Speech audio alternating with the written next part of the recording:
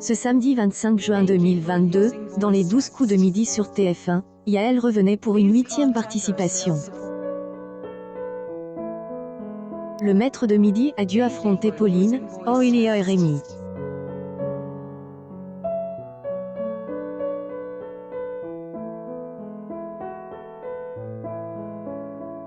Lors de la seconde manche, le champion a frôlé l'élimination.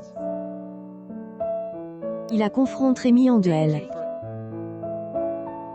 Celui-ci est trompe en pensant que Jeanne-Ma était la marraine de Énergie en 1980, alors qu'il agissait de Dalida. Cette erreur a permis à Yael de se qualifier face à Pauline en demi-finale. Yael a facilement dispose de Pauline avec 55 secondes supplémentaires. En finale, le maître de midi, qui avait regardé l'émission que 3 fois avant de participer au programme, a réalisé un coup de maître à 20 000 €. Face à elle, Étoile mystérieuse, dont la valeur est de 52 941 €, Yael a proposé Tamel Debbouze, mais en vain. Le maître de midi cumule 33 100 € en 8 victoires. Mais, Yael devra attendre 2 semaines avant de revenir dans le jeu. En effet, dès ce dimanche 26 juin 2022, à elle, occasion des 12 ans des 12 coups de midi, Jean-Luc Reichmann proposera, comme chaque année, le combat des maîtres. En plus des quotidiennes, 2 primes sont prévues le samedi 2 et 9 juillet sur TF1.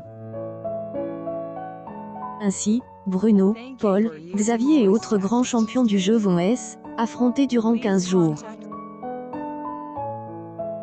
Ainsi, elle, actuelle étoile mystérieuse, est supprimée durant le tournoi.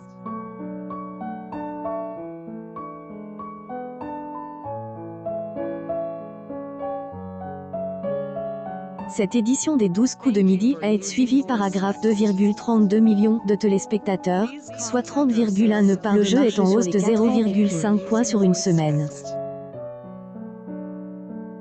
De son côté, Laurence Boccolini sur France 2 affiche une baisse des audiences de 1,7 points sur une semaine. Tout le monde veut prendre sa place a réuni 1,43 million de fidèles, soit 17% ensemble du public.